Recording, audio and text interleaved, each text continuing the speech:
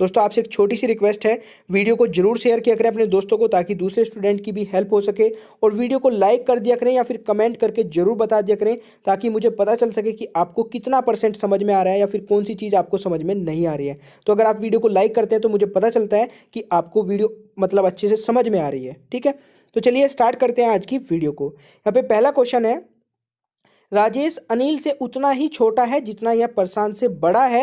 यदि अनिल तथा प्रशांत की आयु का योग 48 वर्ष हो तो राजेश की आयु कितनी है। तो यहाँ पे देखिए, राजेश अनिल से उतना ही छोटा है, तो अनिल से छोटा है राजेश, इसका मतलब राजेश नीचे आ जाएगा। जितना यह प्रशांत से बड़ा है तो प्रशांत से बड़ा है, यानी कि प्रशांत इसके नीचे आ जाएगा। तो जो क्वेश्चन में बोला गया है तो ये है, ये पूरा मैंने विजुलाइज करके आपको बता दिया है। तो कुछ इस तरीके से क्वेश्चन में बोला जा रहा है। अब नेक्स्ट लाइन में बोला जा रहा है, यदि अनिल तथा प्रशांत की आयु का योग 48 वर्ष हो तो राजेश की आयु कितनी है। अगर अनिल और प्रशांत की आयु का योग 48 है तो इन दोनों को मिला दिया जाए तो ये कितना 48 है, यानी कि इन दोनों की आयु का योग। ठीक है, और आपसे राजेश की आयु पूछी जा रही है। दोस्तों एक चीज़ आप बताइए मुझे, इन दोनों की आयु का डिफरेंस और इन दोनों की आयु का डिफरेंस इक्वल होगा। अगर आपको ये चीज़ समझ में आई है, इन दोनों का इक्वल क्यों होगा डिफरेंस, क्योंकि क्वेश्चन में बोला गया है, तो मैं इनको यहाँ पे एक इक्वेशन में लिख सकता हूँ इस तरीके से। देखिए, इसको मैं ए मान लेता हूँ, इसको आर और इसको पी। ठीक है, मैंने इनको शॉर्ट नेम दे दिए हैं। तो यहाँ पे ए माइनस आर किसके इक्वल होगा, आर माइनस पी के। अगर आप इतनी चीज समझ गए हैं तो समझिए क्वेश्चन हो चुका है। अब बस आपको क्या करना है, आर वालों को एक साइड में ले आइए, तो ये माइनस का है तो इधर आके प्लस का हो जाएगा। तो 2r बराबर किसके हो जाएगा, ये माइनस का है, ये इधर आएगा तो प्लस का हो जाएगा। तो ये हो जाएगा a प्लस पी, यानी कि अनिल प्लस प्रशांत किसके इक्वल हो जाएगा, 2r के। ठीक है, तो यहाँ पे मैं लिख सकता हूँ 2r बराबर 48, क्योंकि a और p की आयु का जो सम है, जो योग है वो 48 है। तो 2r बराबर 48 है, तो r बराबर कितना हो जाएगा 24।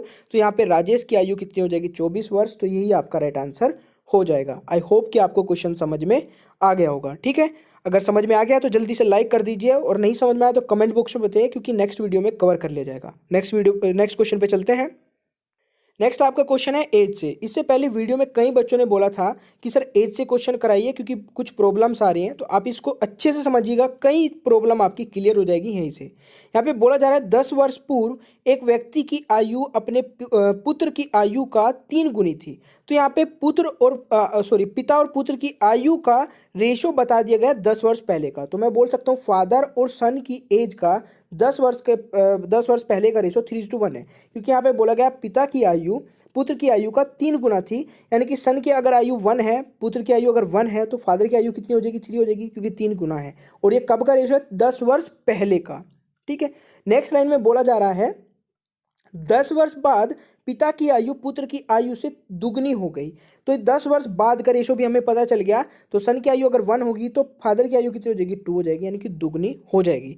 तो ये भी आपको समझ में आ गया होगा। अब देखिए, यहाँ पे हमें वर्तमान आयु नहीं पता है, और यही आपसे क्वेश्चन में पूछा है, इन दोनों की वर्तमान आयु का अनुपात क्या होगा, ये आपको निकालना है। दोस्तों बहुत ही आसान है, बस एक बार थोड़ा सा दिमाग सा लगा के देख लीजिए। यहाँ पे देखिए, हमें पता है फादर और सन की एज 10 वर्ष पहले की, तो मैं बोल सकता हूँ फादर की एज 3x है और सन की एज x है। 10 वर्ष पहले की एज अगर इनकी ये है, और इसमें मैं 20 प्लस कर देता हूँ दोनों में, तो इस रेशो के इक्वल हो जाएगा। अब 20 प्लस क्यों किया, इसको थोड़ा समझते हैं। भाई हमें वर्तमान एज नहीं पता फादर और सन की, 10 वर्ष पहले भी पता है और 10 वर्ष बाद की भी पता है। तो कुल मिला के इन रेशो के बीच का अंतर आया कितना, 10 वर्ष पहले जाएंगे, अगर मैं 10 वर्ष इधर से लेके आऊं और 10 वर्ष इधर से लेके आऊं तो कितना डिफरेंस हो गया, टोटल मुझे 20 वर्ष का डिफरेंस नजर आ रहा है। और अगर मैं इस वाले में 20 प्लस कर दूं तो इस 10 वर्ष बाद वाले रेशो के इक्वल हो जाएगा ना ये पूरी इक्वेशन। ठीक है, तो यहाँ पे हमें यही करना है। 3x और x में मैंने 20 प्लस किया, और ये किसके इक्वल हो गया, इस 10 वर्ष बाद वाले रेशो के। तो 2/1 यहाँ पे मैं लिख सकता हूँ। ठीक है दोस्तों, अब आपको क्या करना है, क्रॉस मल्टीप्लाई करनी है, इसकी इस तरीके से क्रॉस मल्टीप्लाई करनी है, और आपका क्वेश्चन हो गया। समझिए, 1 की इधर करेंगे 3x और 20, और 2 की इधर करेंगे 2x और 40। ठीक है, अब x वालों को एक साइड में लेके आ जाइए, तो कितना बचेगा, x बच जाएगा, 3x माइनस 2x हो जाएगा, तो वो x बच जाएगा, और 40 में से 20 जाएगा तो 20 हो जाएगा। तो x बराबर आपका 20 आ गया।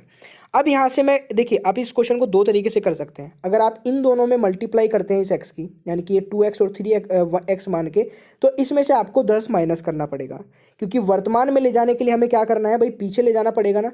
अगर आप इसमें और इसमें मल्टीप्लाई करते हैं इस 20 की, तो आपको इसमें 10 प्लस करके आना पड़ेगा।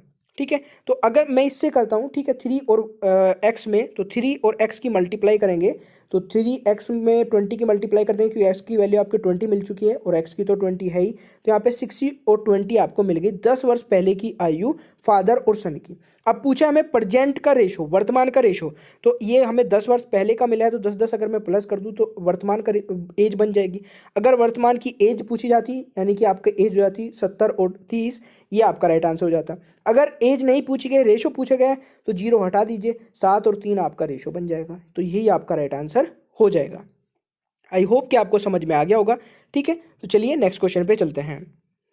दोस्तों नेक्स्ट आपका क्वेश्चन है आपका सिंपल इंटरेस्ट से। यहाँ पे बोला जा रहा है एक धन का 4% वार्षिक ब्याज की दर से 3 वर्ष के ब्याज और उसके 5 वर्ष के ब्याज से 400 रुपये कम है, वह धन ज्ञात कीजिए। तो यहाँ पे देखिए सीधा सीधा जो सिंपल इंटरेस्ट होता है वो फिक्स होता है, यानी कि जो फर्स्ट ईयर में वो सेकंड थर्ड फोर्थ नेक्स्ट सभी ईयर में रहेगा।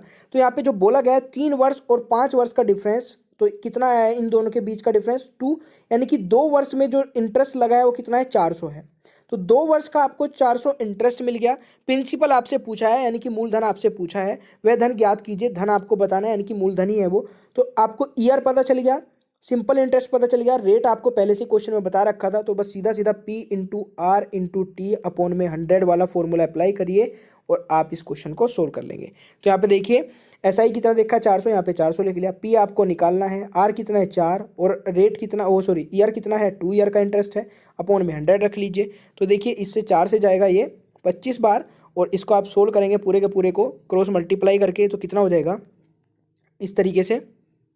तो ये हो जाएगा आपका 10,000 बराबर 2P, यहाँ पे 2P हो जाएगा। तो P बराबर कितना हो जाएगा 5,000। तो जो प्रिंसिपल है मूलधन है वो आपका 5,000 आ जाएगा, यही आपका राइट आंसर हो जाएगा।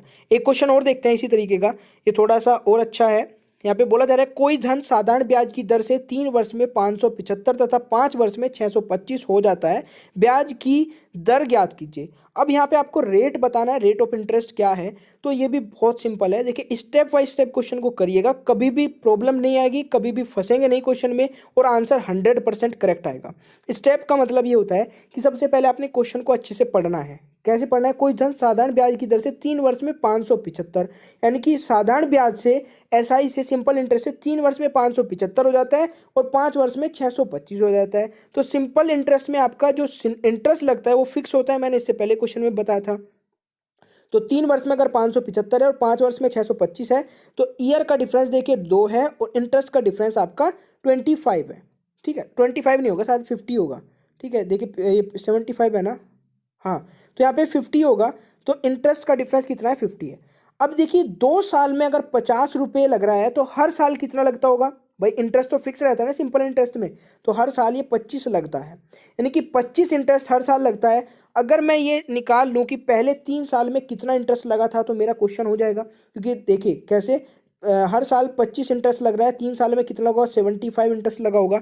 तो अगर मैं इस 575 में से 75 माइनस कर दूं तो मेरा मूलधन मिल जाएगा इस 575 में से, क्योंकि पहले 3 साल का जो इंटरेस्ट लगने के बाद में जो आपका अमाउंट बनती है जिसको हम बोलते हैं मिश्र धन, तो उसे वो कितना हो गया था 575। मिश्र धन जो होता है आपका वो होता है जिसमें आपका इंटरेस्ट भी इंक्लूड होता है और जो आपका प्रिंसिपल भी इंक्लूड होता है। तो अगर मैं इसमें से इंटरेस्ट माइनस कर दूं 3 साल का तो 575 में से 75 जाने के बाद 500 बचता है, तो ये आपका मूलधन बच जाता है। ठीक है, अब आपको इंटरेस्ट भी पता चल गया 3 साल का, मूलधन भी पता चल गया, रेट आपको निकालना है तो बस जल्दी से निकाल दीजिए, कुछ भी नहीं बचा। P into R into T upon में 100 रख के, तो यहाँ पे SI तो आपका 75 हो जाएगा, 500 आपका प्रिंसिपल है, R आपको निकालना है और जो आपका ईयर है कितने ईयर का इंटरेस्ट है 75, ये 3 वर्ष का है तो 3 मल्टीप्लाई कर दीजिए अपॉन में 100। तो इसको सोल्व करेंगे, देखिए ये चला जाएगा 5 या 15 और ये 75 को 15 से भाग करेंगे तो R आपका आ जाएगा 5%। तो यही आपका सही राइट आंसर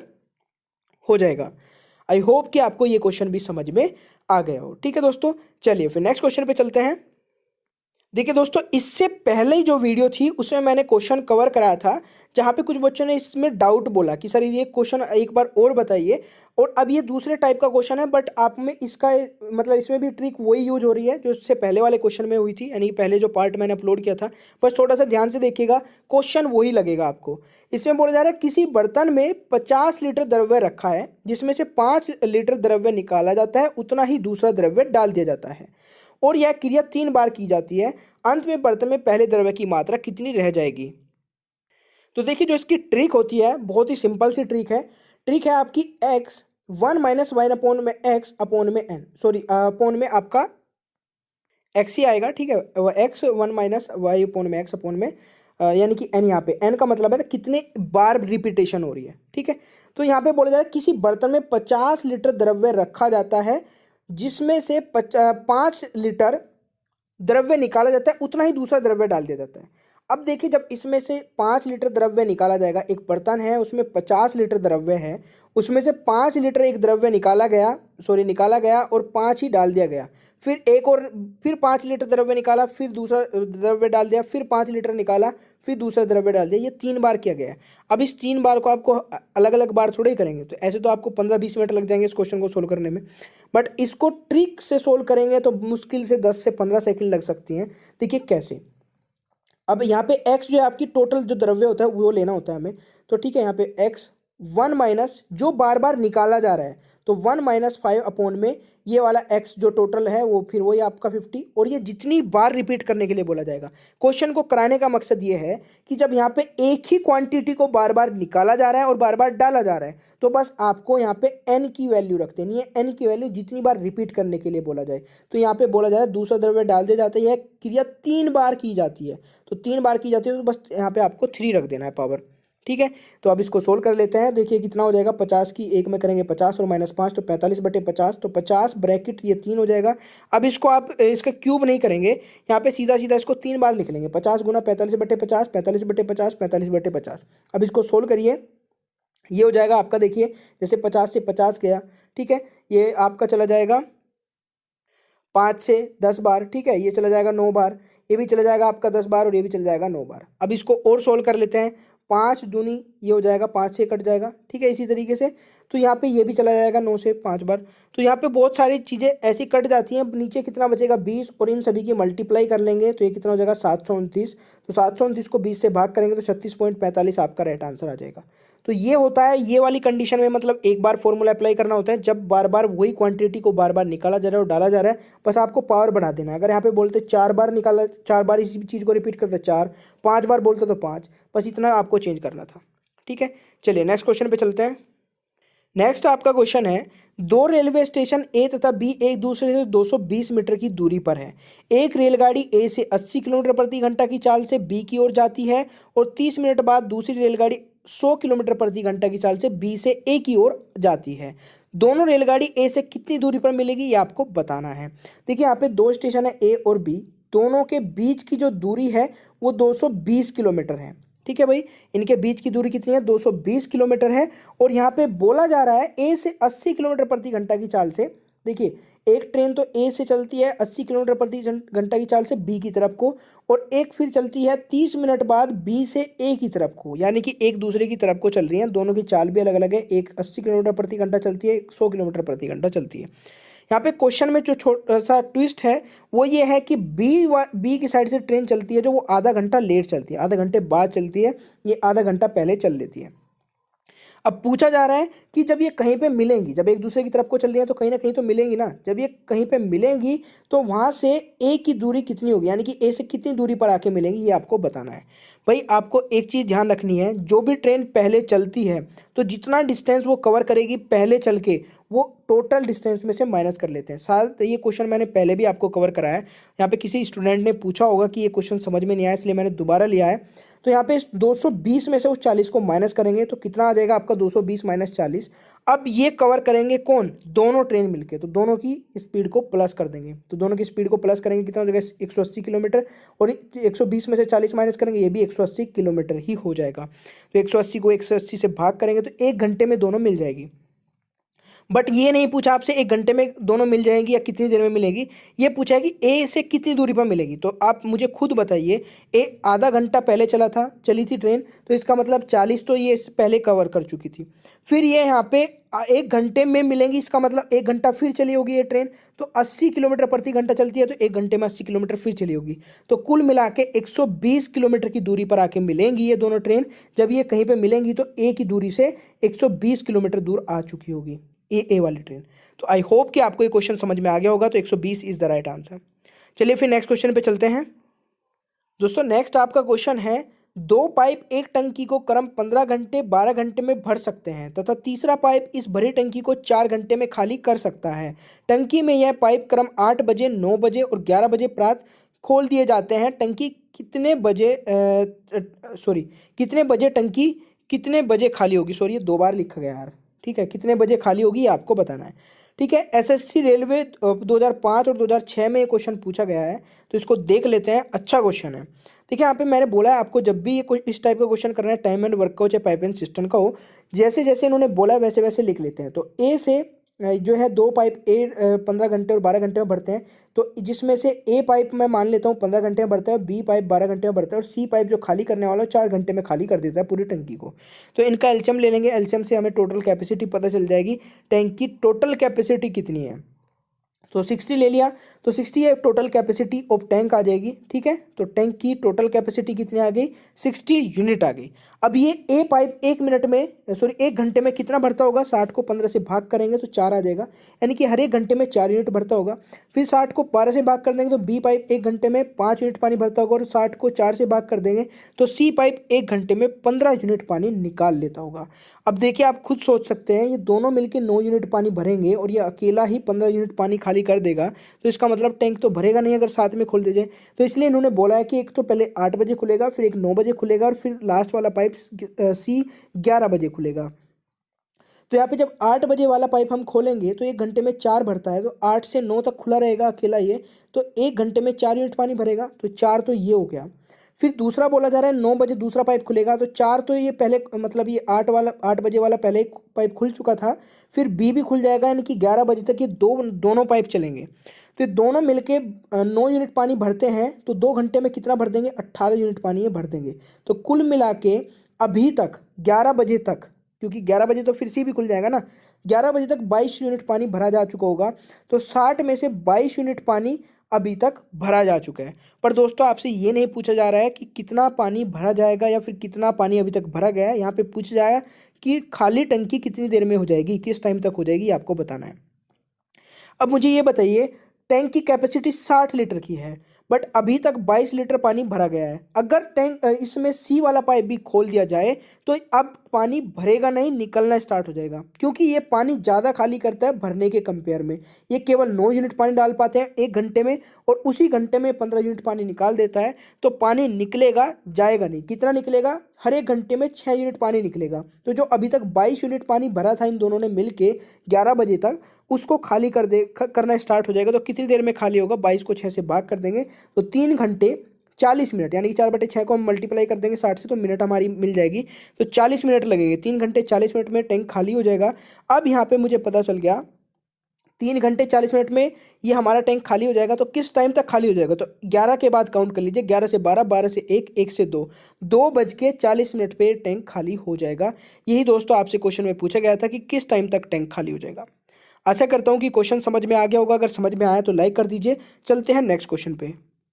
देखिए एक क्वेश्चन आपसे ये भी पूछा गया था, अभी आरपीएफ का ही क्वेश्चन है ये। इसमें बोला जाए 3 plus bracket 32 divide 8 multiply 52 divide 4 plus 9 bracket, और ये आपका ब्रैकेट क्लोज, इस तरीके से आपसे पूछा गया था। तो इसमें बोर्ड मास हम अप्लाई करेंगे। सबसे पहले ब्रैकेट सोल्व करेंगे। ब्रैकेट को सोल्व करेंगे तो यहाँ पे 4 और 9 13, ये ब्रैकेट सोल्व हो गया, हमारा ब्रैकेट हट जाएगा, यहाँ पे 13 आ गया। ठीक है, तो इसको हम पूरा कैलकुलेट इतनी जल्दी वो नहीं करेंगे हर एक लाइन में, बस इसको 13 लिख लेते हैं। अब ये डिवाइड के ब्रैकेट के सोल्व के बाद क्या आता है, डिवाइड आते हैं। तो 13 को 52 से डिवाइड करेंगे, सॉरी 52 को 13 से डिवाइड करेंगे तो 4 टाइम जाएगा, तो ये 4 टाइम यहाँ से हो जाएगा। तो ये आपका इतना क्वेश्चन सोल्व हो चुका है, इसका 4 आ चुका है। फिर यहाँ पे डिवाइड, यहाँ पे 32 को 8 से डिवाइड करेंगे तो ये 4 ये आ जाएगा। ठीक है, तो अब देखिए डिवाइड के बाद मल्टीप्लाई आता है, तो यहाँ पे मल्टीप्लाई करेंगे 4 की, और इसमें 4 में तो कितना हो जाएगा 16, और 3 प्लस कर देंगे, सबसे लास्ट में प्लस होगा, उससे भी लास्ट में माइनस होगा, अगर कुछ माइनस होता तो अब माइनस भी कर देते। तो 16 और 3 कितना हो जाएगा 19, यही आपका राइट आंसर हो जाएगा। तो इस तरीके से करते हैं। आपको ये जो भी सिंप्लीफिकेशन के क्वेश्चंस देखने को मिलते हैं, तो इनको आपको बोर्ड मास के रूल से ही करना है, एक एक स्टेप को ध्यान में रखते हुए। और जैसे जैसे मतलब बोर्ड मास बोलता है कि सबसे पहले ब्रैकेट सोल्व करिए, फिर उसके बाद ऑफ वाली मल्टीप्लाई, फिर आपका डिवाइड, उसके बाद मल्टीप्लाई, फिर ऐड, फिर सब्ट्रैक्ट, सबसे लास्ट में सब्ट्रैक्ट। तो इसी तरीके से आपको क्वेश्चन को सोल्व करना होता है। ठीक है, चलिए फिर चलते हैं नेक्स्ट क्वेश्चन पे। यहाँ पे नेक्स्ट क्वेश्चन है, क्रिकेट के एक खिलाड़ी का गेंदबाजी का औसत 12.4 है। वह 26 रन पर 5 विकेट लेकर अपनी औसत गेंदबाजी में 0.4 की कमी कर देता है। अंतिम मैच तक उसने कितने विकेट लिए, ये आपको बताना है। देखिए यहाँ पे क्रिकेट के एक खिलाड़ी का गेंदबाजी का औसत 12.4 है, यानी कि देखिए 12.4 का मतलब होता है कि वह हर 12.4 रन पे देकर एक विकेट लेता है। तो अभी तक वो कितने विकेट ले चुका है ये हमें नहीं पता, वो हमें बताने हैं। तो यहाँ पे देखिए 12.4 पे मैं मान लेता हूँ एक्स विकेट उसने लिए थे, ठीक है। वह 26 रन पर 5 विकेट ले लेता है, यानी कि उसने नेक्स्ट 5 विकेट और ले लिए। तो अभी तक उसने x प्लस 5 मैं लिख सकता हूँ यहाँ पे, यानी कि x तो पहले वाले और 5 विकेट और ले चुका है, और वो अब उसका जो एवरेज है वो 0.4 से कम हो गया है। इसका मतलब कम हो जाएगा तो ये 12 हो जाएगा, ठीक है। कमी आ गई है। तो अब रेशो जो उसका ये है औसत है, मतलब गेंदबाजी का औसत है वो 12 हो गया है, तो 12.4 से कट के।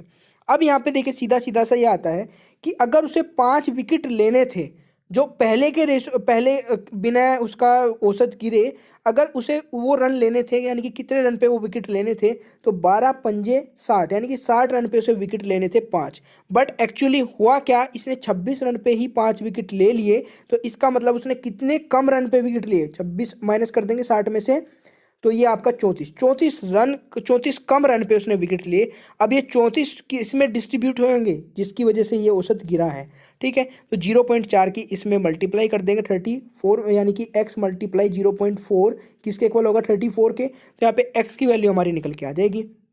तो 34 को अगर मैं 0.4 से डिवाइड कर दूं तो यहाँ पे 85, यानी कि अभी तक उसने 85 विकेट लिए हैं। अगर पूछा जाता कि अभी तक टोटल विकेट उसने कितने लिए हैं, तो 5 और प्लस कर देते, 90 आपका राइट आंसर हो जाता।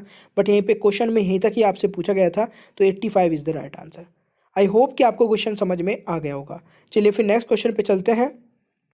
दोस्तों देखिए इस टाइप के क्वेश्चन भी आपको एग्जाम में देखने को मिल जाते हैं। तो कैसे करना होता है, एक तो बिल्कुल बेसिक होते हैं, वो मैं आपको पहले कवर करा चुका हूँ। एक ये होता है जिसमें आपको मतलब जैसे √20 प्लस √20 प्लस √20 और इनफिनिटी तक जा रहे हैं, देन आपको इस y की वैल्यू आपको बतानी है। तो एक फॉर्मूला आपको यहाँ पे बताता हूँ, एक ट्रिक बताता हूँ। थोड़ा आजकल गला ख़राब हो रहा है तो इसलिए लंबी वीडियो बनाने में बड़ी प्रॉब्लम हो जाती है। तो यहाँ पे y की वैल्यू आपको निकालनी है। तो देखिए ये जो फॉर्मूला है हमारा, जो ट्रिक है इसको याद कर लीजिए, 1 plus root plus 4x upon में 2।